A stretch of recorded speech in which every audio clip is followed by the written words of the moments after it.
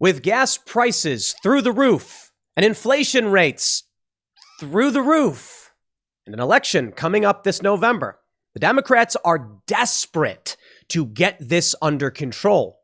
But the media is also aiding and abetting the Democratic establishment as they effectively burn this country to the ground. We're hearing that inflation is actually only around, 8% or so, which is still really high. Yet, when you take a look at what Democrats are actually doing behind closed doors, or I should say in their unread omnibus bills, you can understand that things are probably a lot worse than you realize. We have a few things to go through. First, Thomas Massie tweets, Pelosi's omnibus gave every congressional office a 21% budget increase this year. Yet the public is being told inflation is less than 10%.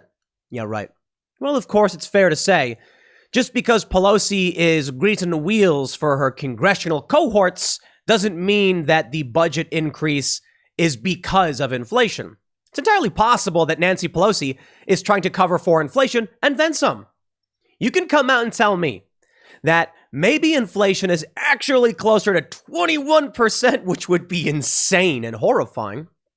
Or you can come out and tell me that Pelosi is ripping us off and giving congressional offices more money at a time when we're in serious trouble. Either way, it's not looking all that good for Nancy Pelosi. But it's not just inflation. It's also that it seems Joe Biden is gutting the U.S. Strategic Petroleum Reserve. In this tweet from Tevi Costa, the U.S. continues to dump its Strategic Petroleum Reserve like there's no tomorrow. The government is now down to 33 days worth of oil supply at its current implied demand. It's one of the lowest levels in history. Well, at least according to this graphic from Bloomberg, we can see that right now we're at about 0.567 million barrels. And we can see that in 2004 was actually a bit lower. In fact, even around the late 90s, it was a bit lower. But Joe Biden is selling off tons of our strategic oil reserves. In this story from the Financial Post, we can see the U.S. awards contracts for 30 million barrels of crude oil sales from the strategic reserve. And that matters. We use, I think we have the number here. Today, the U.S. Department of Energy, Office of Fossil Energy and Carbon Management, contracts have been awarded 30 million. Is this where's the, okay, I don't think I have it pulled up. But I think we use what? Maybe like 20 million barrels per day. Why is Joe Biden selling off so much crude or so much of our crude oil sales? Or why is he selling off so much of our reserves? It could be because the government wants to force the price down as it comes from external sources. That's one of the reasons we have the strategic reserve. Now, it's supposed to be for like times of war. We want to have readily available fossil fuels. So, but right now, the White House is trying to claim that the reason prices are so high, well, it's because of Russia. And it's because of these oil companies. They're just trying to generate record profits. And truth be told, they are. I mean, that's real. But it's not just about the record profits. Joe Biden shut down oil and gas leases over climate change lawsuits. They have a lot of responsibility for what's happening. But let's talk about one. Let me make you laugh real quick before we read about inflation.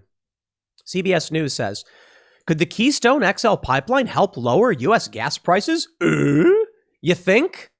Really? We truly are a silly, silly people. So I don't know what to say to all of this every day when I wake up and I read the news and I see that, there's that video from the TikToker. She went and talked to the president. Well, she went and talked to the White House. I don't know if she talked to Biden. And they said the reason gas is $7 around the corner is Vladimir Putin. And they just barf it all into your face as if it's true. Sure, Joe Biden shut down Keystone XL. Why don't we have a conversation about that? CBS News, in this article, they actually make a fair point. Now, a lot of people are mocking CBS for saying this. Could Keystone XL lower the price of gas? I don't blame CBS for what the Biden administration did. And in fact, in the article, they actually point out that Russia, the Ukraine war, is not an instigator of the price increase. They say it's important to understand that what's contributing to the high price of oil in the first place. Gregory Nemeth, professor of public affairs at the University of Wisconsin-Madison, Wisconsin Energy Institute, pointed out that the cost of oil has steadily increased since last fall when it was around $70, not 70 million, a barrel, to more than $130 last week before settling back at around $100 a barrel on Tuesday. That initial jump in the cost of crude was driven by ongoing economic recovery, which boosted demand by consumers and businesses that had been dampened by the COVID-19 pandemic. That is also not a complete picture here, but let me read more. Quote, a lot more transportation and people flying around, people driving, more demand for oil, he said, and supply doesn't always quickly respond to that kind of shock and demand. Technically the truth, but not really. People still aren't traveling all over the world like they used to. That is a lie. They're only now lifting these restrictions. However, they say the war in Ukraine also plays a role, although it was not the instigator of the increase. Thank you for that. Tell the Biden administration to stop lying. CBS right here. It's not the war in Ukraine instigating the price increase. It's demand, they say. Okay, well, they're mostly wrong about that. Just use some common sense. If they're claiming, well, demand is coming back and people are doing all of these things, what demand is coming back right now? Right now. We do have a story from February 22nd where Joe Biden he suspended oil and gas leases over a lawsuit on climate change costs. You have that story. And you can blame Biden for that or the lawsuit. The fact is, it is not just any one of these factors. But let's get into the bigger picture here. It's not just what's happening with gas. It's what's happening with inflation and how they're lying to you. And they're putting you in a tight predicament. If you sit back, let me warn all of you. I'll tell you this. Go to timcast.com if you haven't already. Become a member. Help support our work. I don't usually do the shout-outs on these videos, but I'm going to do it right now. I'll tell you why. Head over to timcast.com. Become a member to keep our journalists employed, to keep videos like this up and running. You'll get access to members-only segments of the Timcast IRL podcast. But because you need to know as much as you can, and by supporting us directly, you're helping other people as well. We're doing a lot. We're trying to do more and more. I'll tell you why it's important. Right now, the Democratic establishment is telling you gas prices are up because of Putin. They're telling you that inflation isn't all that high. I mean, it's high, don't get me wrong, but it's because of something else. If you read nothing but CNN, if you let your friends and family read nothing but CNN or MSNBC or whatever, even Fox News to a certain degree, they're going to be misinformed, complacent, and then bad things will happen to them. To you, maybe. Now, I'm not going to tell you what to do. I don't know.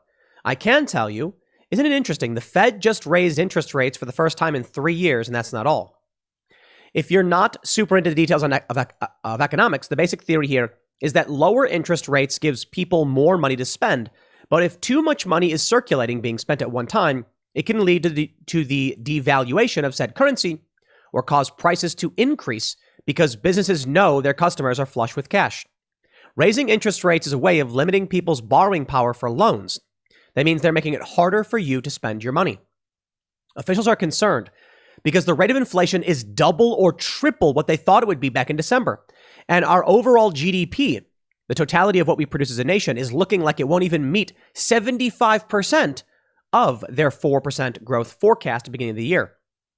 Oh, well, I'm sure the experts couldn't possibly be even more wrong, and things are about to get exponentially worse, right? Not the B goes on to say, the Fed, which should not exist, bravo, by the way, gentlemen, I like that, hopes to control the little people, you, by raising interest rates a handful of times this year. This will make taking out a loan on a home, car, or anything much more difficult for the middle class, and likely beyond reach of the poor. The bureaucratic type might tell us all to keep a stiff upper lip. After all, sometimes sacrifices must be made for the common good. What with this war in Ukraine that's stifling Joe Biden's amazing energy, security, economic, and foreign policies. Bravo. Here's the problem with their plan to control what's coming with interest rate hikes. Over the last 2 years, the very same Fed printed 60 to 80% of all U.S. currency that is in circulation today. Full stop. Let me issue a correction. Let me just say this. It is my understanding. I could be wrong, though. I don't want to act like I have all the answers. They didn't print. We've said this before, but we've corrected it. They didn't print 60 to 80%. They placed into circulation 60 to 80% of all currency that is circulating today. How? Savings accounts were overnight turned into checking accounts. Now, they have been printing trillions of dollars like crazy and flooding the money supply. That's true. But when they show you here, not to be the spike, this was when over the course of like 1 month, I think it was like 1 month, they said savings accounts now will operate as checking accounts, taking everyone's savings and instantly turning it into in-circulation cash. They're going to say vastly increasing the amount of available money. This has never been done before in U.S. history, not even close, and that's true. Our president and his political party shut down schools and businesses of healthy Americans who are not at high risk from a virus with an average mortality age of 78 to 80 years old. The economic cost of these lockdowns and mandates cost trillions and sacrificed growth worldwide. Lockdowns and restrictions caused rolling supply chain problems that caused scarcity, which fueled supply-demand inflation, and added to the woes of devaluation. Global debt increased by more than 19 trillion over just the first year of the pandemic, and the U.S. debt rose to more than 30 trillion. Vast sums of your mind cannot physically comprehend. Vast sums your mind cannot physically comprehend. Correction.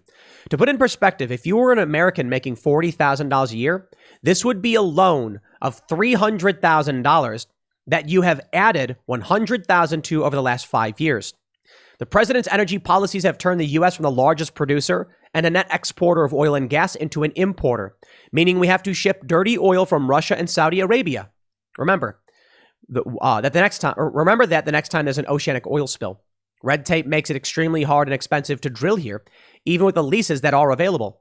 Added to this is the friction with the new Chinese empire and the war in Ukraine. Supply chain problems are being exacerbated. Fertilizer and fuel have more than doubled with farmers. What do you think that will do to your already inflated grocery bill? Not to mention everything else that's more expensive than the basic nutrition you will need to survive. Let me tell you a story, my friends. I went to the grocery store. It was an organic grocery store, truth be told.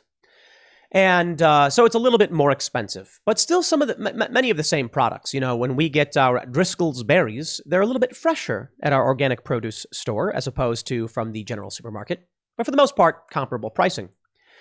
We get to the checkout with a full cart. And we like to play this game when we have friends around, like, how much you think it's going to cost? Why? Well, because of what's been going on in the past few years. It's always fun to try and guess how much it's going to cost. Here was the guess. $500 for this full shopping cart. Okay. What's the next guess? $800. I want you to guess. Just keep this in mind. Let's play a game. It was an organic store. It was like a health food store, so it's a little bit more expensive, mind you. We ended up getting cheeses, fresh cream. We got some detergent, shampoos. We got a bunch of vitamins. Those can be expensive. We got some honey. How much do you think it cost to fill up our shopping cart at an organic food store? $1,200. It was like $1,237. No joke. $1,237. And I would say it was just about full. So this is, you know, what else? What did we get? We got like mixes. We got teas. We got fresh fruits and hummus and things like that. And it was $1,237 for a full cart. Now, truth be told, that'll last us quite a bit, you know, honestly, between, you know, what we're going to be eating and stuff like that. But it's become so insanely apparent how expensive everything is. Take a look at this tweet from Ryan Staley. He says, our family farm fertilizer prices in 2021, $300,000. In 2022, $800,000. Gas prices in the fall, $21,000 in a month. I hope you are all prepared. I like to shout out safeandreadymeals.com periodically. I'm not going to pull it up, and I'm not officially doing a shout out for them, but I think it's important to mention the reason I do and why I personally buy emergency food supplies. Again, outside of any formal, plug for safeandreadymeals.com, which is the website I've promoted in the past. I'm just trying to make that distinction, mind you. It is a company that sponsors us. I buy these supplies because I imagine they're going to go up in price by like double or triple. And if, as I mentioned this in the other videos, if you buy a 25-year shelf life food storage for like $100 today, and then in 3 months it's $250, it's going to last you 25 years. What's 3 months? That's what I'm worried about. So for me, I'm trying to figure out, what we can buy, what we can stock up with, what we can get supplies now, because food is going to get bad. Now we got this talk that Saudi Arabia wants to sell oil to China in the yuan instead of the dollar. You want to believe it's going to be bad? You better believe it's going to be bad. They go on to say, the expert class of smug elitists completely failed in the pandemic, and on an exponential scale, their recommendations, rules, and wisdom fell totally and completely flat. How much do you trust them right now to manage the economic tidal wave that is coming? If a farm more than doubles their spend on fertilizer, you do realize this is going to ripple across the board in every possible way. The bread you buy, it's wheat. The cereal you buy, it's wheat. The cakes you buy, the cookies, the cupcakes, it's all wheat. Where do you think it's coming from? A lot of it, get this, actually imported from Ukraine and Russia. Ukraine exports tons of wheat. Here in the US, corn products, corn syrup, high fructose corn syrup, we put that in everything, don't we? Well, if you like your burgers and your Pepsi, you're going to see that skyrocket. Truth be told, I don't eat or drink high fructose corn syrup. That's just me. Like I mentioned, we went to an organic store. Not like we do it all the time, to be completely honest. We typically go to the regular grocery store, but we try to be health conscious. You can go to the regular grocery store and find, unsweetened sauces and things like that. I really, really despise how much sugar is in everything. Seriously. Since like October, I cut out almost all sugars from my diet. I say almost all because now I'm at maybe like 50 carbs per day in my diet. I've been having a little bit of honey in my coffee. I've been, increased sugar a little bit because I was at 10 to 20 carbs per day. I was effectively doing keto. I say effectively because I wasn't really trying to track and do keto strips or anything like that. But I was just trying to get rid of the sugars. And I got to tell you, man, you make that choice in your life and you're so much better off for it. I've been taking a look at the things I buy and it's just like everything is pumped full of high fructose corn syrup. So I'm just like, I'm not interested in that. Yo, give me some fresh tomatoes, mash them up, boil them down. Let's make some sauce on our own, whatever it is you got to do. I'd rather do that. And things start to just taste better. That's just me. But anyway, look, if you want to eat your sugary treats, hey man, more power to you. Eat all the sugary treats you want. You want to be overweight? Hey man, you ain't me. I'll tell you this. I recommend getting in shape and cutting out the sugars, but you do you. I mean that sincerely. You be you and you live your life and be happy. I think this country would be entirely better off if everybody was in shape. My personal recommendation to everybody is cut out the carbs. Yo, you can eat like a pound of bacon.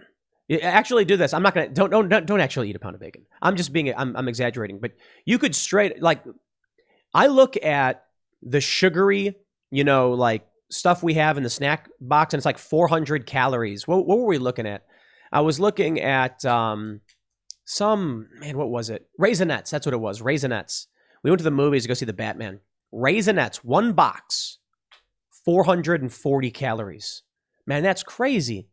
You can eat I have these bags of bacon jerky, and it's like 90 calories. And I'm just like, just eat a bunch of bacon, man. It's better, right? So really, you just gotta get rid of those sugars. Anyway, look, I digress. Back to the main point. The foods you do like, the prices are gonna skyrocket. But what is food used for? It's for eating. Well, guess what? If your average worker needs to eat, and they do, then they're going to need more money to work because they need to be able to buy food in order to work. You see how this plays out? Inflation is all linked together. So if fertilizer prices are really jumping by this much, I hope you're ready for what comes in 6 months. Harvest season is going to be so painfully brutal. Stores are going to say, we want to buy this product, and you're going to see one of two things. Well, you're going to see many things. One, inflation. Obviously, we're already seeing it. Shrinkflation. This is where products start to become smaller. The boxes will remain the same size, but the ounces inside of product will go down, so you don't realize it. You're also going to see stores not carrying certain items. If you're a grocery store and you normally like to purchase, one order of, a crate of cereal, and the crate of cereal costs you, $3,000 or $4,000 or whatever. I don't know the exact measurements. I'm just saying, right? Then one day you hear from your supplier, it's double the cost. The store is going to be like, no, we're not going to carry that because I don't know if we'll be able to sell a $10 box of cereal. What'll happen is you'll go to the grocery store and there will be empty shelves. There already are because of shortages. But now you're going to have grocery stores saying, we're not going to carry these items. They're too expensive. That's where we're headed. Then people are going to be, I guess people will be a lot skinnier because it's going to be a lot harder to live. Gas prices are already through the roof. This is not going to reverse. It could. It could reverse if Donald Trump is president.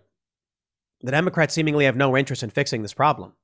If Donald Trump gets elected in 2024, I believe you'll see a rapid turnaround. Seriously. The United States was a net exporter of oil for like the first time ever, or like in 70 years or something, whatever the number was, when Trump was president. That's crazy, isn't it?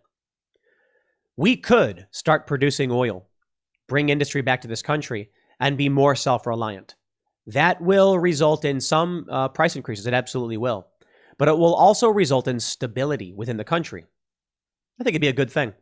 For the time being, those that voted for Joe Biden, man, they will do anything to pass the buck. They'll say, well, it would have been worse under Trump. That's wrong. Record low unemployment, record low gas prices. Shut up. Would have been worse. We had our problems under Trump, and he did right by us. Now, they'll blame Putin because they don't want to take responsibility for the destructions they have wrought on the working class, and there may be a reckoning come November. I hope y'all are paying attention to your local primaries. Do this right now. Look up where you live and when your primary is, and make sure you vote out the neocons and the rhinos. And the Democrats, if you're a Democrat. Stay safe out there, man. I hope you guys are preparing for what's to come.